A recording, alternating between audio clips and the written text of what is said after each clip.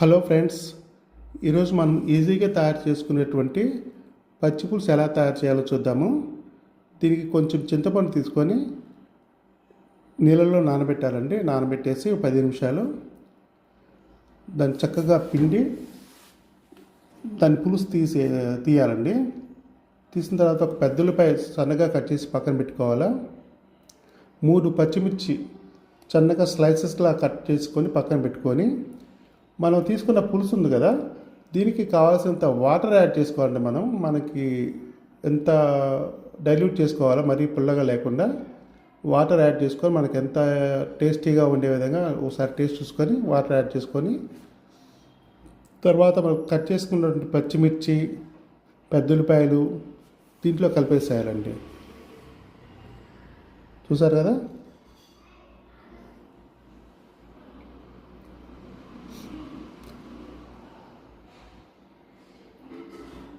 దీంట్లో ఇప్పుడు మనం ఒక కరివేపాకు రెబ్బ ఒకటి, కొత్తిమీర కలిపేసేయాలండి.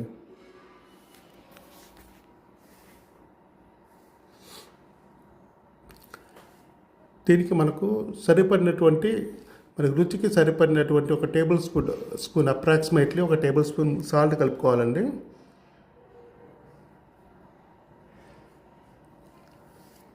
చక్కగా కలిసింది కదా, ఇప్పుడు మనం దీన్ని తాలింపు వేసుకోవటమేనండి.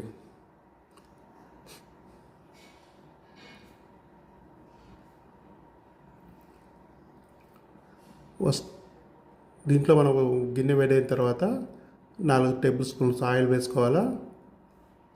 సింపుల్గా తాలింపు వేసుకోవాలండి.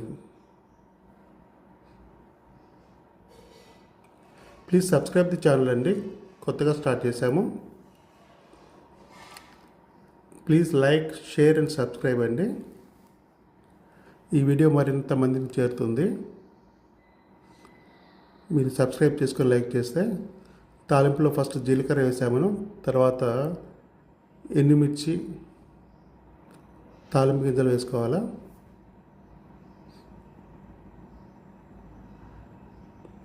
ఈ పచ్చి పులుసులో మనం కావాలంటే షుగర్ కానీ బెల్లం కానీ యాడ్ చేసుకోవచ్చు అండి. అది వాళ్ళ టేస్ట్ని బట్టి ఉంటుంది. కొంతమంది ఈ మధ్యన అందరికీ షుగర్స్ ఉన్నాయి కాబట్టి షుగర్ లేకుండా మనం తయారు చేసి చూపిస్తున్నాము. ఈ తాలింపు ఉంది కదండి, తాలింపుని ఈ పులుసులో కలుపుకుంటే పచ్చి పులుసు రెడీ అయిపోయింది. డైరెక్ట్గా మనం రైస్లో తినేయచ్చు. రసం టైప్లోనే ఉంటుంది. బ్యాచిలర్స్ కూడా ఈజీ అవుతుంది. తర్వాత కొత్తిమీర వేసి గార్నిష్ చేసుకోవటమేనండి. చాలా బాగుంటుంది. Right. Thank you very much.